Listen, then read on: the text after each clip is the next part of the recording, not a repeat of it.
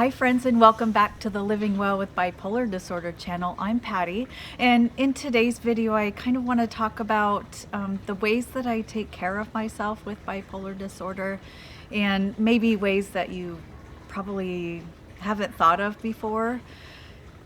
Of course, there are things like good sleep and good eating habits and exercise and things like that. And I think they are all important. But there's a few things that I really focus on, things that I struggle with that you might not have thought of before. So anyway, I think the first one really, and probably the most important one, is to be honest. And what I mean by that is really, if you have a care provider, a psychiatrist or a therapist, really be honest with them about how you're feeling, what your thoughts are, and things like that. It's also really important to be honest with yourself, because I know those of us with bipolar disorder or almost any mental illness, we tend to sometimes feel like we're doing better than we really are. Or with mania or hypomania, we think everything's great and we feel really good and this is how we want to be for the rest of our life, when deep down we know that's not the case. I mean, it would be great, but that's not the way it works, and we all kind of know that. So I think being honest is absolutely number one. It's something I've been working on over the past few years. And I think it helps us, but it also helps the people around us, because it helps them be able to help us better.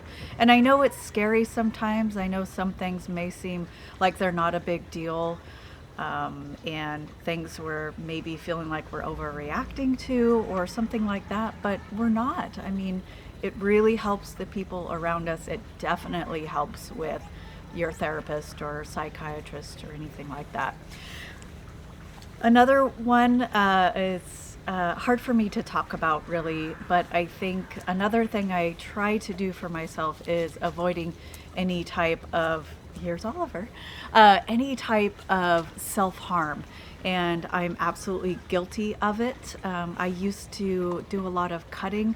I don't do as much of that now, but there are other things I do. Like in my last depression, I was like pinching my arm a lot because I thought there were these fat globules in my arm, and I was really pinching my arm a lot and even causing bruises.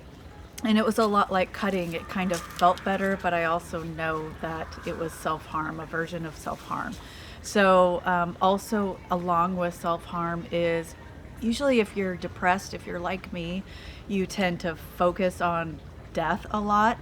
And one very dangerous thing is thinking about ways to commit suicide and kind of getting to a point where you're really obsessed with that.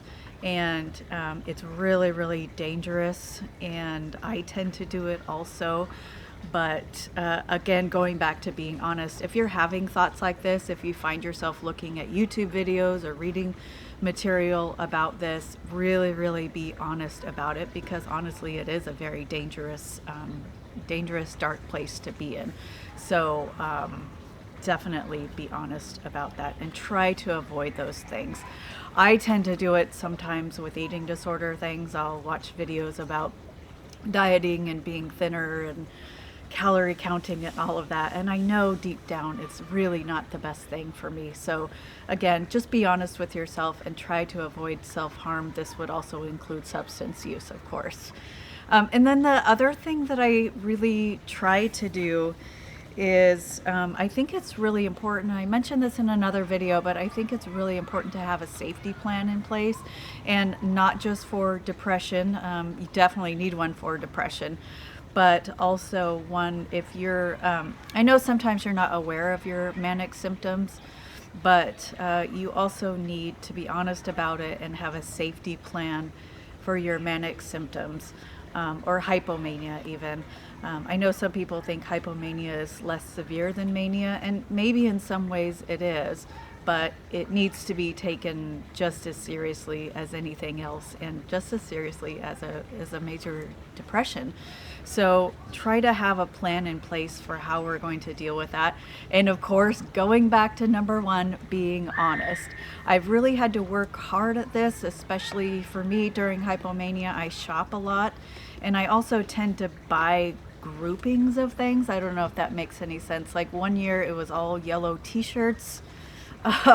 This year it seems to be yoga pants, and things like that. But if you're honest about your spending instead of hiding it, usually the people around you can be more understanding instead of angry, because you know you've got an issue, you know you need to work on it, and being honest really, really helps with that. Another thing I'm trying to work on and hopefully doing better at. So those are kind of the three things you may not have heard of. Maybe you have, but I don't think we put enough emphasis on things like that.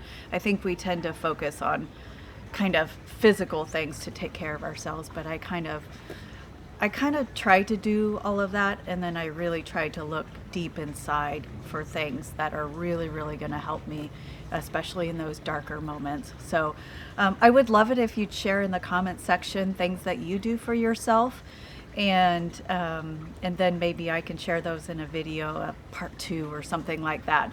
But be sure to leave comments in the section below. And also I did again start an Instagram.